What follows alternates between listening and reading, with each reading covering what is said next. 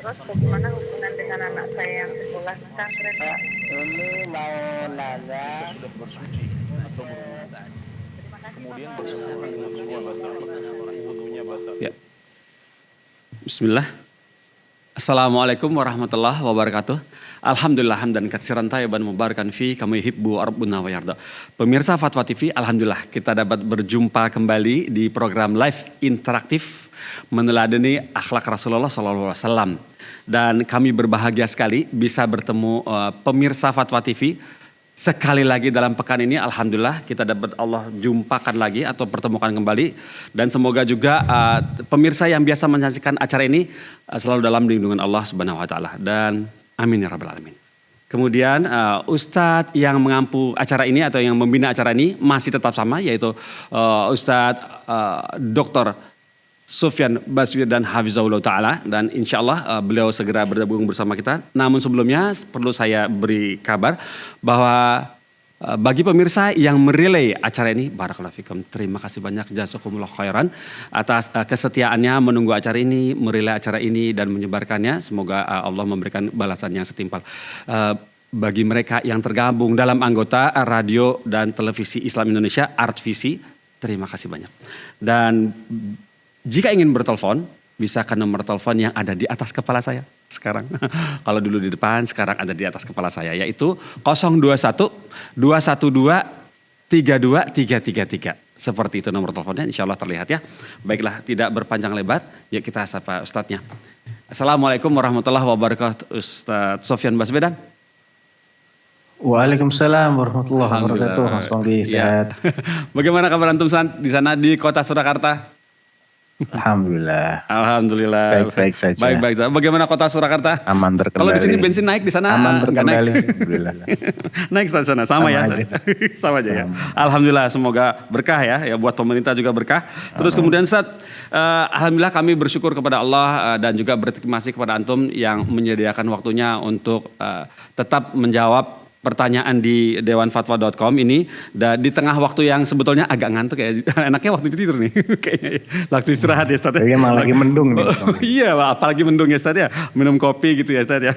Barakallahu fikum. Dan ini kita senang sekali bisa ditemani dan kemudian dijawab permasalahan-permasalahan yang masuk ke dewanfatwa.com ini, pertanyaan ya, dewanfatwa.com/tanyakan begitu. Dan untuk pertama kali ini sebagai pembuka, bolehkah kita diberikan nasihat Ustaz? Nasihat kali ini yang kami ingin adalah untuk remaja, Ustaz. Remaja pada umumnya di sekitar usia mungkin SMP dan SMA ya Ustadz ya. Karena boleh tercatat di sini bahwa prediksi tahun dan sudah terjadi tahun 2016 85.000 kasus.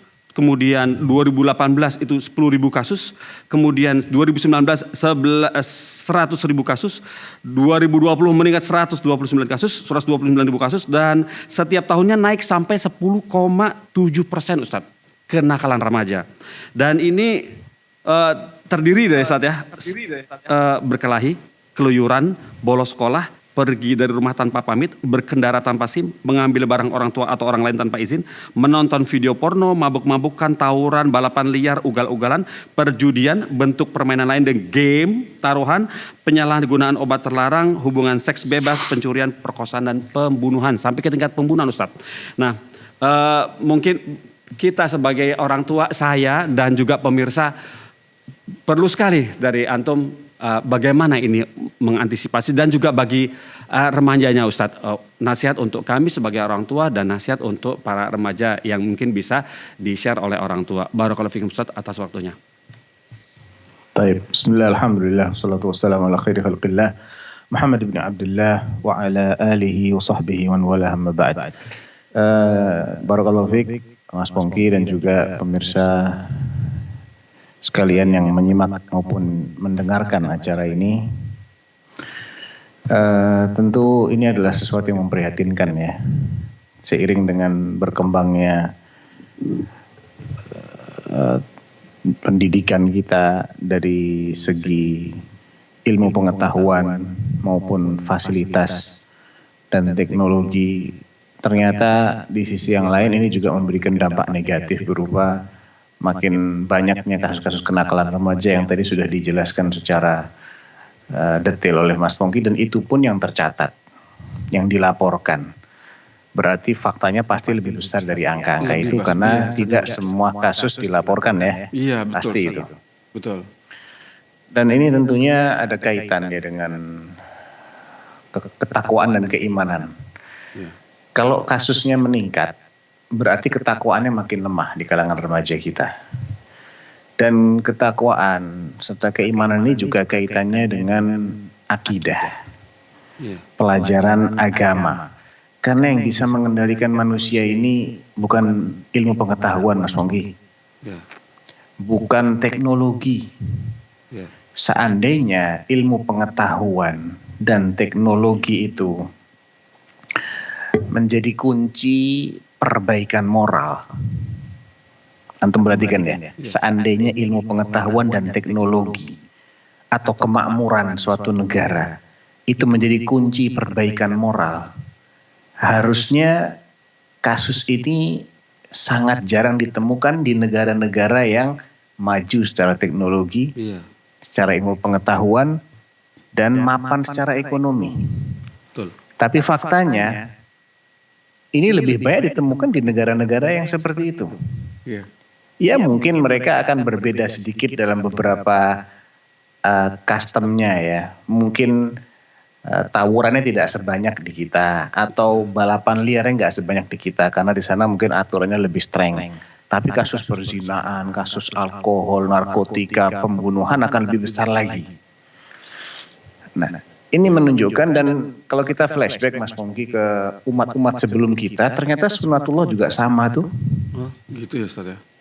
Ada Sama. juga. Oh, gitu. Jadi kecanggihan teknologi suatu umat, kalau tidak dibarengi dengan iman, dengan akidah yang benar, dengan tauhidullah, maka itu hanya akan melahirkan perbuatan yang kezaliman dan kezaliman. Perhatikan Fir'aun. Peradaban Mesir di mata Fir'aun itu sangat maju. Ya, Allah menceritakan bagaimana Fir'aun itu bisa membangun bangunan yang tinggi-tinggi. Ya kan, Fir'aun itu kan julukan buat raja-raja Mesir kuno ya. Iya. Jadi ada banyak Fir'aun. Salah satunya adalah yang sempat dihadapkan kepada Nabi Musa alaihissalatu wassalam, dan dia membanggakan kemakmuran negeri Mesir. Iya. Ya, wa hadhil anharu tajri min tahti. Dia banggakan sungai Nil yang mengalir di bawah kekuasaannya itu. Dan dia perintahkan Perdana Menterinya Haman untuk membangun bangunan yang tinggi. Ya Haman, ibnili sarhan lali tali'u ila ilahi Musa. Bangunkan aku sebuah bangunan yang tinggi, aku ingin melihat kepada Tuhannya Musa di atas sana. Artinya dia secara teknologi di masa itu dia luar biasa. Iya. Namun bagaimana akibatnya? Akibatnya Allah tenggelamkan dia. Beserta pasukannya dan bala tentaranya, harta bendanya tenggelam habis. Dan Allah janjikan bagi Fir'aun ini sejak dikuburnya dia menonton kengerian neraka 2 kali dalam sehari. An-naru yu'raduna 'alaiha ghuduwan wa 'ashiyya. Wa yawma taqumu as-sa'atu adkhilu ala fir'auna asyaddal 'adzab. Dan pada hari terjadinya kiamat nanti, Allah akan perintahkan agar Fir'aun dan keluarganya yang kafir itu dimasukkan ke dalam azab yang lebih Besar lagi. menyakitkan lagi. Dan kita juga saksikan bagaimana umat-umat terdahulu. Alam tara kaifa fa'ala rabbuka bi'ad, irama dhatil 'imad, allati lam yukhlaq mithluha fil bilad. Tidakkah engkau perhatikan bagaimana perlakuan Tuhanmu kepada kaum 'Ad, penduduk negeri Iram, yang memiliki bangunan yang tinggi-tinggi, tiang-tiang yang tinggi. Allati lam yukhlaq mithluha fil bilad, yang belum pernah dibangun tiang setinggi itu sebelumnya. Peradaban mereka luar biasa. Wa thamud alladzina jabu as-sakhra bil wad. Demikian juga kaum Thamud yang membawa batu-batuan yang besar di lembah. Wa Fir'aun dzil autad, dan Fir'aun yang memiliki pasak-pasak tempat dia menyiksa orang-orang yang menentangnya, disiksa di pasak-pasak yang tinggi. Iya. Alladzina taghaw fil bilad fa aktsaru fiha al-fasad. Perhatikan antara korelasi dengan keterbukaan kemapanan hidup seseorang, suatu bangsa, kecanggihan teknologi mereka, kemajuan seni arsitektur mereka, dan ayat ini, alladzina taghaw fil bilad. Yang mana merekanya ini, ketiga-tiganya ini, kaum Ad, Tsamud, Fir'aun, berbuat yang melampaui batas di muka bumi. Fa'aktsaru fihal fasad. Dan mereka banyak sekali berbuat kerusakan. Subhanallah. Di mana ilmu pengetahuan mereka? Di mana teknologi mereka? Apa manfaatnya buat umat manusia ketika itu dibarengi dengan kekufuran? Cukuplah kekufuran ini, Mas Pongki, menjadi sumber segala bencana. Kita tidak lupakan sejarah Perang Dunia Pertama, Perang Dunia Kedua. Semuanya dilakoni oleh orang-orang yang tidak beriman kepada Allah. Dan berapa banyak manusia, puluhan juta yang mati. Harta benda rusak, kelaparan di sana sini, pencemaran radioaktif dan seterusnya. Harusnya kita berpikir bahwa ternyata manusia ini tidak bisa diserahkan pada diri mereka sendiri. Tidak bisa memperbaiki diri mereka sendiri tanpa ada bimbingan wahyu. Fa'aktsaru fihal fasad fasabba 'alaihim rabbuka sawta 'adzab, dan ujung-ujungnya Allah timpakan kepada mereka cemeti azab. Inna rabbaka labil mirsad. Sesungguhnya Tuhanmu itu benar-benar memantau, memerhatikan. Allah tidak lengah. Kalaulah dulu umat-umat sebelum kita itu diberi penangguhan oleh Allah. Kalaulah dulu umat-umat sebelum umatnya Rasulullah ini langsung disiksa, maka umat Rasulullah ini masih diberi penangguhan. Allah ingatkan kita dengan kasus-kasus, dengan musibah ini di berbagai penjuru dunia. Ini semua karena maksiat kita. Makanya di surat Al-A'raf ayat berapa itu? 96 ya. Walau anna ahlal qura amanu wattaqau lafatahna 'alaihim barakatin minas sama'i wal ardh walakin kadzdzabu fa akhadnahum bima kanu yaksibun. Artinya seandainya penduduk suatu negeri itu beriman dan bertakwa. Ini kuncinya dua, Mas Pongki. Iman tidak mungkin tanpa ada tauhid, tanpa punya keyakinan yang benar kepada Allah. Karena sumber perbuatan kita ini keyakinan kita. Manakala seseorang ini masih ragu bahwasanya dia itu akan dibalas atas setiap perbuatannya, apa yang akan menjadikan dia takut? Ya, apa yang akan menjadikan dia ini berpikir ulang untuk berbuat maksiat? Itu karena lemahnya iman pasti. Ketakwaan juga minim. Ketakwaan minim karena apa? Ya karena tidak belajar. Atau karena dia diajarin untuk menjadi makhluk-makhluk yang sekuler, materialis. Ya, pengaruh budaya barat demikian masuk ke rumah-rumah. Dulu penjajah harus kirim pasukan, Mas Pongki, untuk menjajah suatu negeri. Tapi sekarang mereka nggak perlu kirim pasukan. Dengan sinetron-sinetronnya, dengan film-filmnya, dengan budaya yang mereka ekspor, mereka sebarkan di jejaring sosial yang bisa diakses oleh setiap orang walaupun dia tinggal di dalam kamarnya sekalipun. Nah ini yang merusak.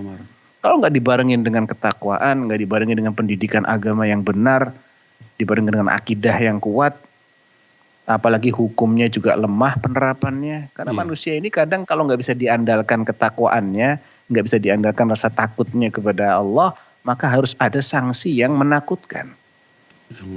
Dan kebanyakan orang itu hanya takut kalau sanksinya menakutkan, sanksi dunianya menakutkan. Ada sedikit orang yang cukup dengan ancaman akhirat, dia sudah jadi orang baik. Tapi kebanyakan orang tidak cukup dengan itu. Sanksi akhirat itu perlu, dan sanksi dunia juga perlu. Jadi mungkin itu ya Mas Pongki ya. Saya melihat problemnya adalah karena pengaruh dari budaya-budaya luar dan minimnya pemahaman ilmu yang benar, akidah yang masih tidak jelas. Itu semua menimbulkan kasus-kasus kenakalan remaja tadi. Nah, Barakallahu fikum atas nasihat antum. Semoga kita bisa aware, bisa waspada dari apa yang sudah antum sampaikan ya, terutama buat orang tua dan bagi mereka yang memiliki anak-anak yang usia produktif belajar yang sedang tumbuh. Barakallahu fikum. Dan ini sudah ada penelpon masuk, yuk kita sapa. Assalamualaikum Fatwa TV. Waalaikumsalam warahmatullahi wabarakatuh. Ya, Bapak Gadan di Cianjur betul ya? Ya Ustaz. Ya, silakan Bapak Gadan, ada yang mau ditanyakan? Assalamualaikum Ustaz Sofyan. Waalaikumsalam warahmatullahi wabarakatuh. Barakallahu fikum. Semoga Ustaz selalu dalam sehat Ustaz. Amin amin. Jazakallah khair. Tanyakan tentang qiyamul lail Ustaz. Jadi contohnya saya suka mendawamkan sholat 5 rakaat dalam satu malam, 2 rakaat tahajud, kemudian 3 witir. Bolehkah yang 2 rakaat itu tahajudnya digabung dengan sholat setelah wudhu atau harus dipisah Ustaz? Terus yang kedua, apakah boleh atau tidak salah kalau misalkan mendawamkan kunut witir setiap malam Ustaz? Ya. Itu saja Bapak Kadan pertanyaannya. Ya itu saja. Jadi sebelum ditutup Pak Dadang, Sebelum Pak Dan. maksudnya digabung itu berarti sekali sholat 2 rakaat diniatin syukrul wudhu sekaligus tahajud begitu? Ya Ustaz begitu. Baik. Insya Allah tidak mengapa ya Pak Dadang. Insya Allah tidak mengapa. Saya tidak tahu secara pasti, tapi saya berharap tidak mengurangi keabsahan dari sholat Bapak. Karena innamal a'mal binniyat. Nah, yang kedua terkait dengan mendawamkan kunut witir, saya terus terang tidak tahu adakah dalil yang bisa kita jadikan sebagai pegangan di sini selain hadis-hadis yang sifatnya umum. Ya, Nabi mengajarkan kepada putranya Hasan untuk membaca di salat witirnya doa Allahumma hdini fiman hadait dan seterusnya itu. Namun apakah ini sesuatu yang dirutinkan? Sejauh yang saya ketahui tidak ada arah ke sana ya. Jadi Allahu a'lam, mungkin sebaiknya dilakukan sesekali. Ya, Toh juga dalam prakteknya sahabat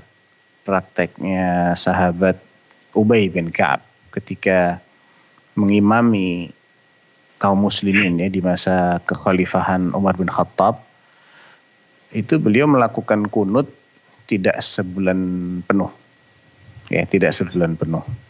Jadi insya Allah yang lebih dekat dengan praktek para salaf adalah tidak didawamkan.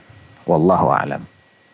Mohon maaf Ustaz, sedikit lagi tentang ini juga di dalam sholat duha juga apa boleh digabung dengan syukrul wudhu Ustaz gitu? Salat duha apakah boleh digabung dengan syukrul wudhu? Insya Allah ya, Pak siapa namanya? Kadan. Kadan. Bapak Kadan. Taib.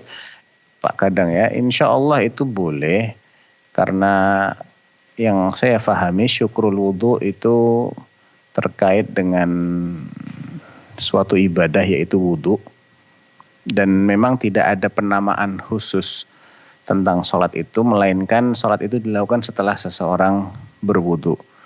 Kemudian masalah sholat duha itu juga lebih kepada pemanfaatan waktu duha untuk mengingat Allah Subhanahu wa taala. Sehingga masing-masing ini maksudun li ghairiha. Salat yang ditujukan untuk selain dirinya itu sendiri. Artinya salat dikaitkan dengan waktu, pemanfaatan waktu, atau dikaitkan dengan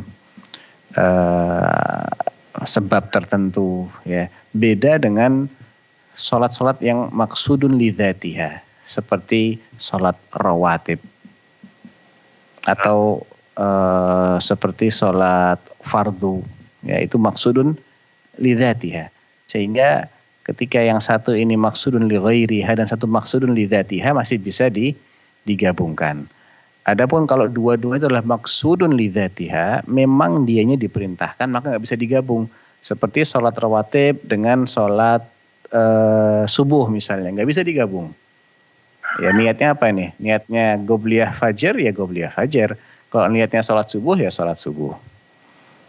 Ya demikian juga qobliyah dan ba'diyah yang lain kita nggak bisa gabung karena ini masing-masing diperintahkan secara independen. Adapun yang diperintahkan karena sebab tertentu atau karena waktu, untuk memanfaatkan waktu, maka insya Allah masih bisa digabung dengan yang lain ketika kita menggabungkan niat. Wallahu a'lam. Ya. Syukur Syukur Ustaz dan jazakumullah khair. Wan, Wa iyyakum. barakallahu fiik. Terima kasih. Warahmatullahi sudah wabarakatuh. telepon. Iya, waalaikumsalam warahmatullahi wabarakatuh. Terima kasih Assalamualaikum. sudah telepon ke Fatwa TV Bapak Kadan. Barakallahu fikum.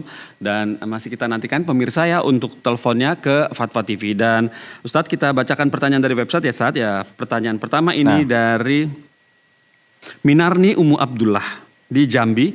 Bertanya seperti ini. Assalamualaikum warahmatullahi wabarakatuh Ustadz Sofyan. Semoga Allah selalu menjaga kita semua. Ustadz, apakah masih ada peluang untuk mendapatkan masuk surga tanpa hisab, tanpa azab untuk umat di akhir zaman seperti ini? Kalau ada bagaimana caranya? Mohon nasihatnya. Barakallahu fikum. Begitu. Baik. Allah barik fiik. Pertama kita masih pahami ya.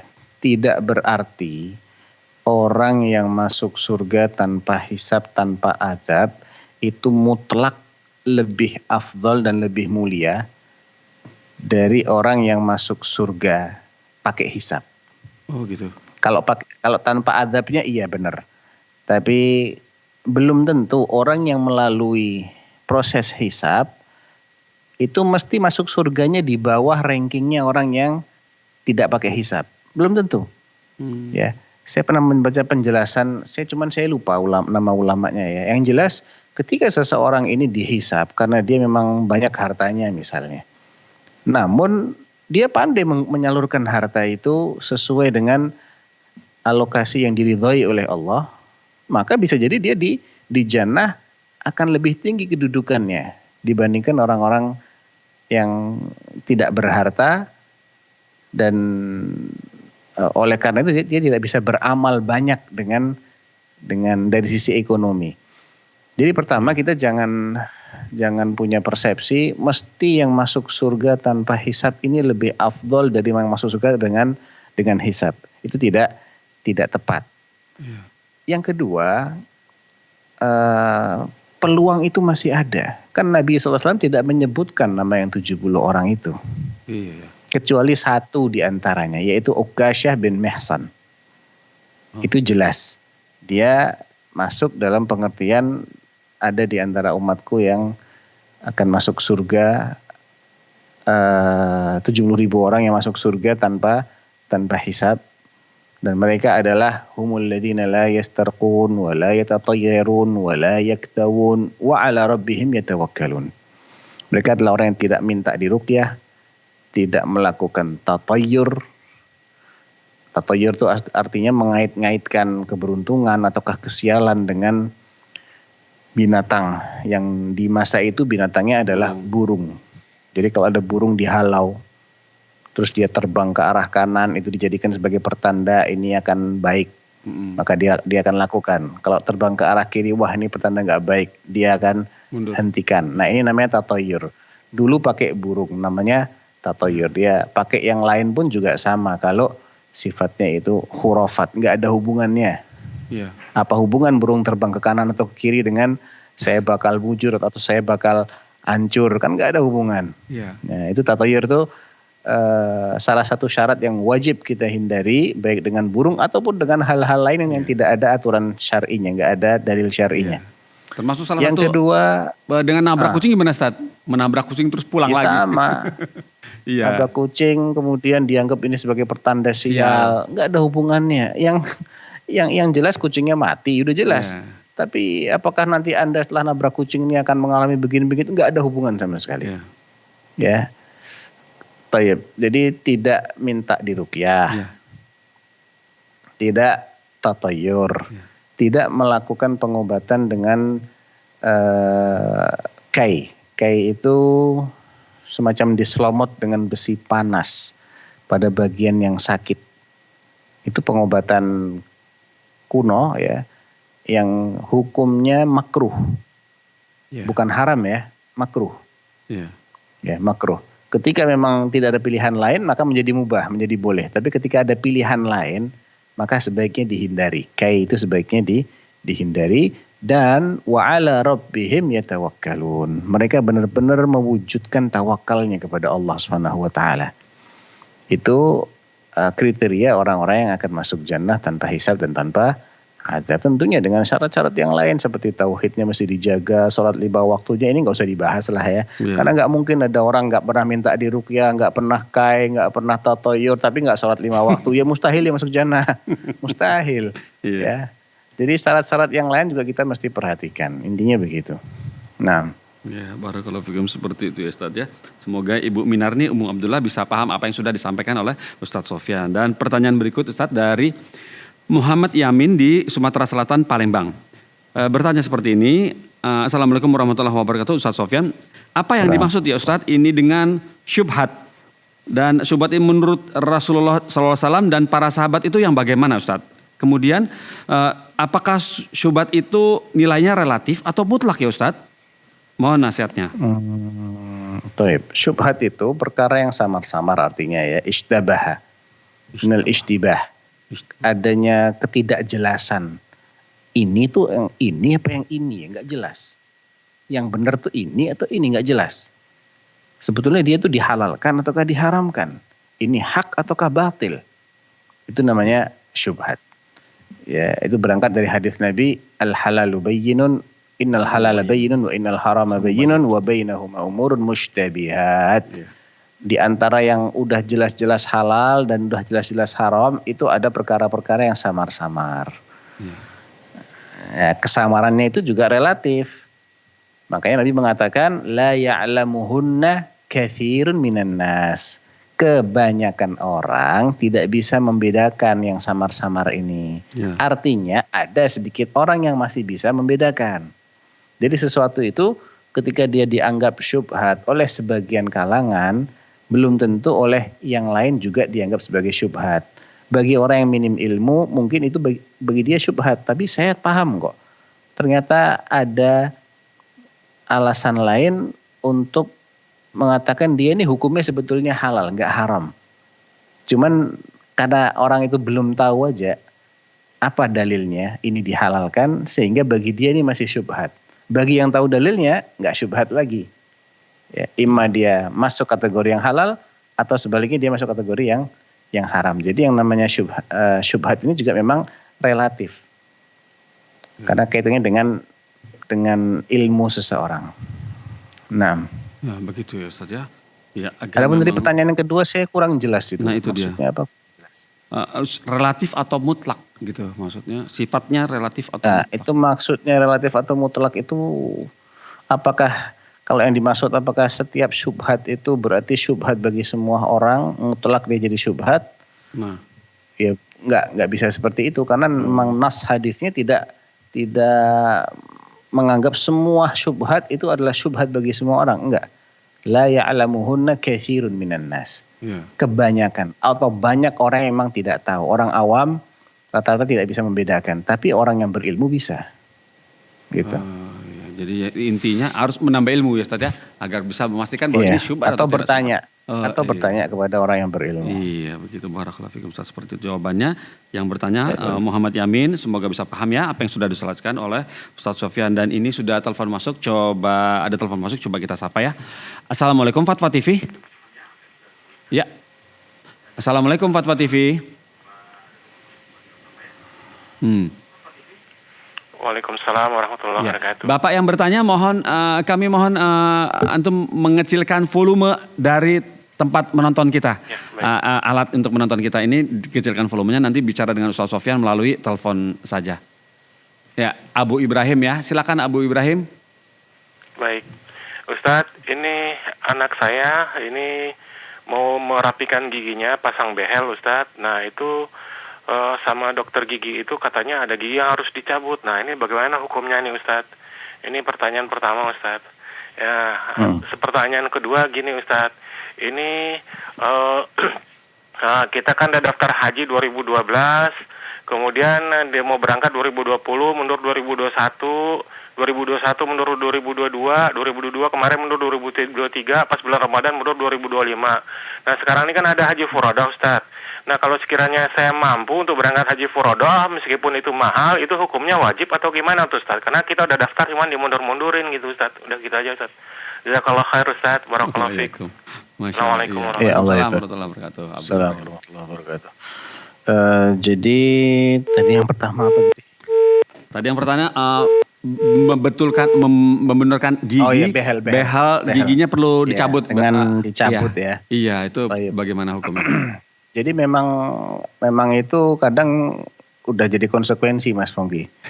Ya, jadi Iya. gigi yang paling belakang setahu saya ya, Iya. geraham yang paling belakang yang memang itu menurut dokter juga ketika dicabut tidak mengganggu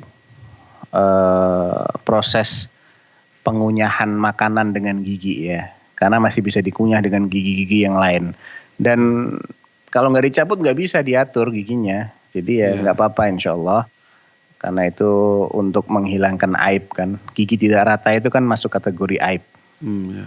Jadi kalau pengobatan itu tujuannya untuk menormalisasi kembali sesuatu yang dinilai tidak normal, maka tidak mengapa. Ya, alhamdulillah. Insya Allah tidak mengapa. Nah, adapun kaitan tentang haji yang diundur lagi, sampai- apakah menjadi wajib apabila dia mampu untuk haji furoda? Saya tidak bisa katakan itu wajib ya, karena kan Anda sudah berusaha, namun belum terbuka jalur untuk ke sana. Ketika Anda memilih haji furoda itu juga tidak pasti berangkat. Apalagi kita kemarin ada pengalaman kan ya, 7.000 lebih jamaah haji furoda yang gagal berangkat. Jadi sama-sama masih ada kemungkinan gagal berangkat. Oleh karena itu yang sudah terdaftar sebelumnya, artinya dia dapat kuota tapi diundur-undur, dengan yang akan berangkat dengan cara furoda itu sama-sama tidak pasti. Ya, jadi saya nggak bisa katakan Anda wajib memilih furoda ini. Tapi kalau Anda mau ya insya Allah lebih baik. Tapi saya tidak katakan itu wajib. Nah. Ya, barakallahu fikum, seperti itu ya Ustaz ya. Seperti itu, dan tadi bekal boleh ya Ustaz ya untuk dicabut, barakallahu fikum. Dan ini boleh. sudah ada nelpon baru. Yuk kita sapa nih. Assalamualaikum Fatwa TV. Assalamualaikum Fatwa TV. Iya, Ya, Halo. Bapak Fauzi di Pekalongan ya. iya Bapak Fauzi Pekalongan. Ya, silakan Bapak Fauzi. Iya, Assalamualaikum Ustaz. Ustaz. Assalamualaikum warahmatullahi wabarakatuh. Iya. Iya Pak Ustaz. Saya akan bertanya Pak Ustaz. Silakan. Saya akan bertanya tentang masalah nazar. Ya. Nazar. Iya nazar. Ya, lanjut Bapak. Bernazar untuk makhluk hukumnya kan musyrik. Iya. Lalu saya berkata contohnya pada anak sendiri yang lagi ujian. Seandainya satu. Nah, jikalau kau ujian lalu lulus, maka aku nazar akan aku belikan motor untukmu. Yang satu. Iya. Yang dua, nah, jikalau kau ujian lulus, maka aku nazar akan aku belikan motor untuk diinfakkan kepadamu karena Allah. Pertanyaannya, apakah kedua-duanya benar? Atau kedua-duanya perkataan ini benar? Atau ada yang salah? Atau ada unsur kesyirikan? Dan saya minta dijelaskan Pak Ustaz. Barakallahu fiik. Wassalamualaikum warahmatullahi wabarakatuh. Waalaikumsalam warahmatullahi wabarakatuh. Ya, Assalamualaikum warahmatullahi. Iya. Yang kedua tadi apa redaksinya ya? Ya, Dibelikan motor untuk apa Untuk tadi? diinfakkan, disedekahkan. Sedekahkan atas kepada anak namamu, itu. iya. Ya, jadi yang lebih tepat itu yang kedua. Nah, Untuk Masya dikatakan sebagai nazar, itu yang kedua itu yang lebih tepat. Karena nazar ini kan orang beribadah, tapi dikaitkan dengan kalau aku mendapatkan sesuatu. Ya, kalau anakku lulus ujian, maka ya Allah aku akan bersedekah. Setelah itu mau disedekahkannya mau dikasihkan ke anak itu atau dikasihkan ke orang lain, intinya ada ibadah yaitu sedekah yang baru dia akan lakukan manakala Allah penuhi harapannya. Nah, nazar seperti ini hukumnya makruh. Oh. Tapi kalau sudah terlanjur terucap, wajib dipenuhi selagi dia mampu memenuhinya. Ya. Ya, ketika sudah terucap, maka memenuhi nazar itu wajib. Kalau nggak mampu dipenuhi, maka dia hendaknya membayar kafarat. Ya, seperti orang yang melanggar sumpah. Ya, kafaratun nazri, kafaratul yamin. Nah, adapun kalau dia mengatakan jika kamu nanti lulus, maka aku akan memberimu motor, itu kalau cuman begitu saja itu lebih tepat bukan nazar ya. Janji. Lebih tepat itu janji. Hadiah. Ju'alah. Istilah fikihnya ju'alah. Jadi pemberian yang akan diserahkan manakala seseorang itu berhasil melakukan apa yang diminta. Iya. Kalau dia nggak berhasil, dia nggak dapat. Kalau dia berhasil, dia dapat. Jadi kalau ingin sekedar memberikan motivasi, maka jangan pakai kata-kata nazar. Tapi ya begitu aja. Kalau kamu nanti lulus dengan baik, saya kasih motor. Udah gitu aja. Kalau dia ingin bernazar, ya Allah aku bernazar misalnya, jika anakku lulus, maka aku akan sedekah berupa motor, aku akan berikan kepadanya. Nah, ini namanya nazar, tapi nazar ini makruh hukumnya. Adapun setelah terucap, wajib dipenuhi. Ya. Dan ini kata Nabi, nazarnya orang bakhil. Ya, nazarnya orang bakhil karena dia nggak mau sedekah kalau nggak dapat Iya. sesuatu dulu. Ya. Iya. Nah, Jadi kalau bisa jangan nazar ya Ustaz ya. Gitu ya. nggak usah nazar lah. Nggak Sebaiknya usah tidak nazar. Gitu saja. Sedekah aja. Iya, Ya, iya, sedekah aja. Iya baiklah, barakallahu fikum Ustaz atas jawaban antum. Semoga Bapak yang bertanya tadi bisa paham. Berikutnya ini pertanyaan dari Marlina Fakhrudin di Makassar, Sulawesi Selatan. Bertanya seperti ini. Assalamualaikum warahmatullahi wabarakatuh Ustaz Sofyan. Izin bertanya, di sebuah keluarga sering kehilangan barang berharga. Sering sekali kehilangan barang berharga. Lantas, Allahu alam siapa yang mengambilnya? Entah makhluk halus atau manusia.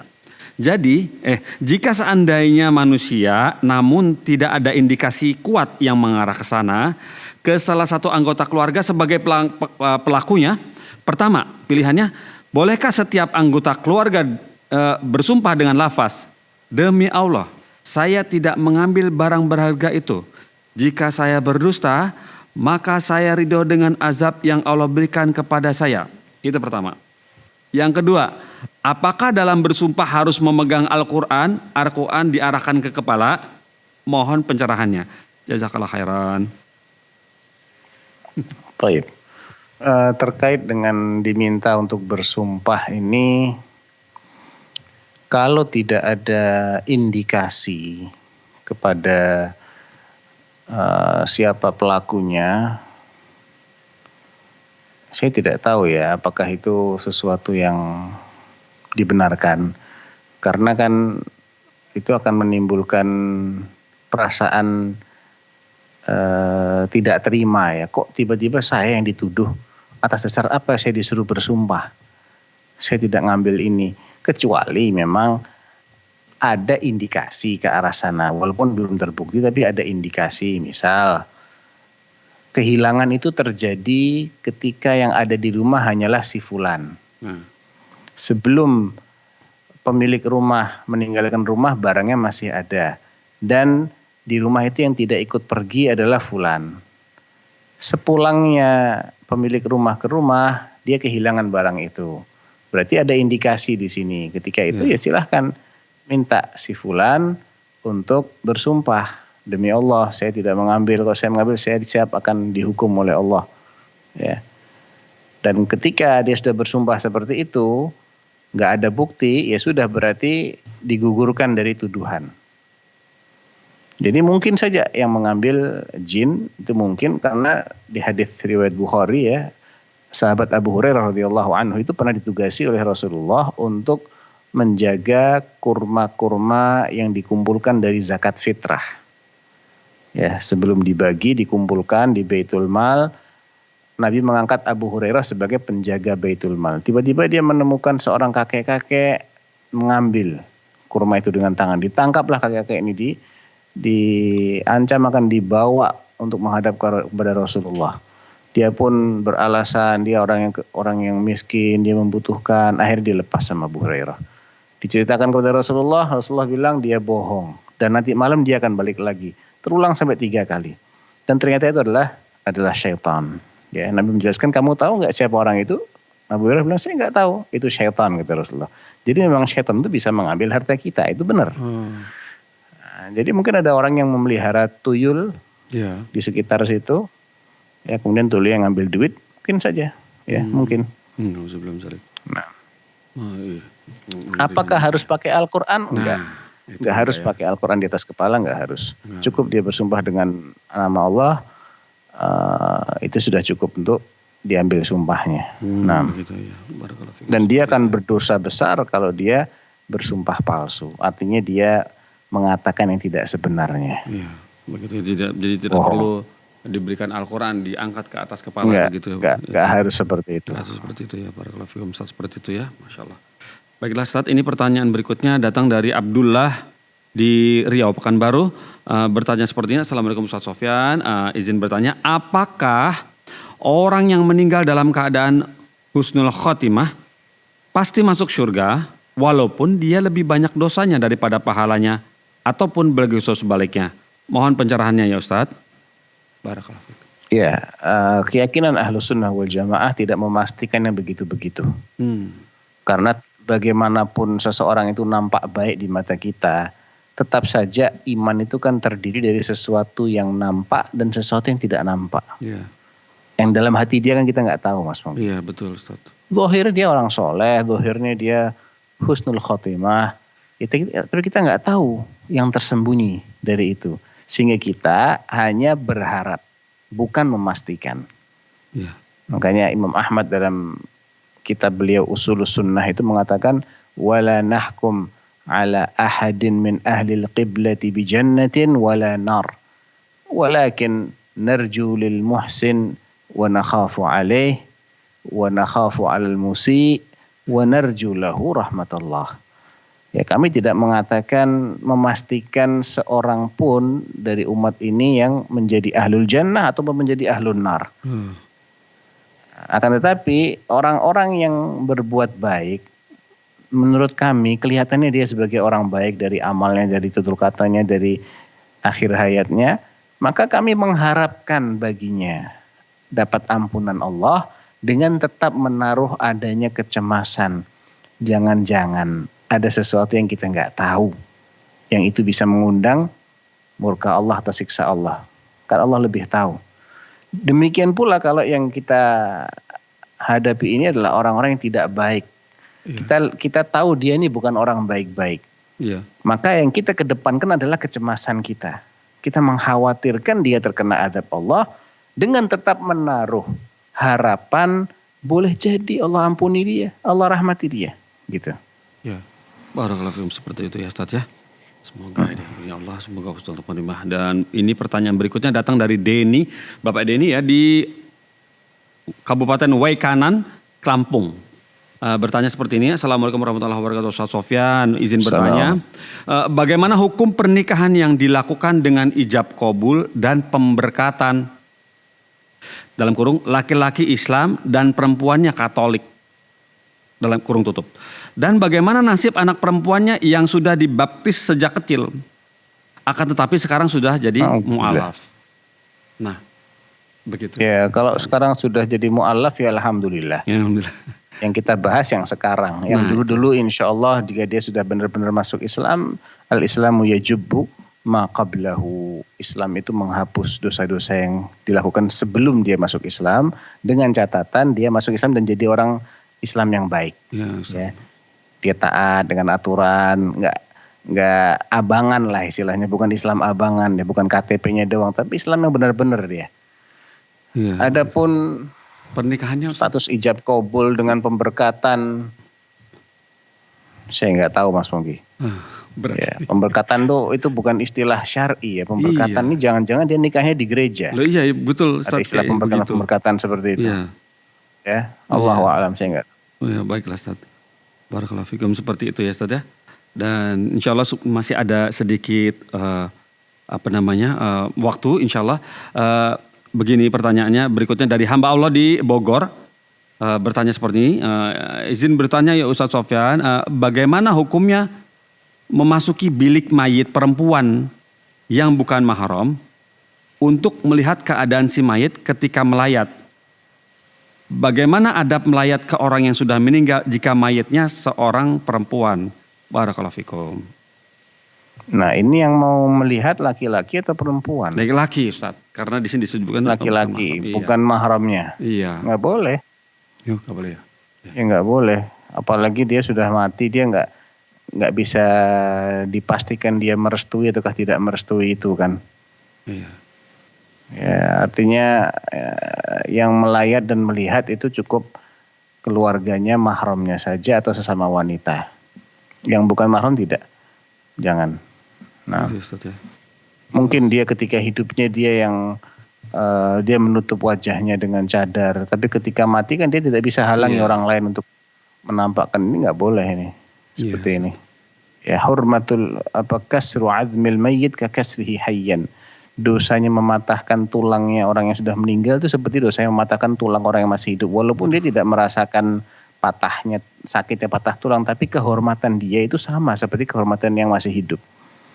Yang masih hidup tidak boleh diperlakukan dengan perlakuan-perlakuan tanpa persetujuan dia.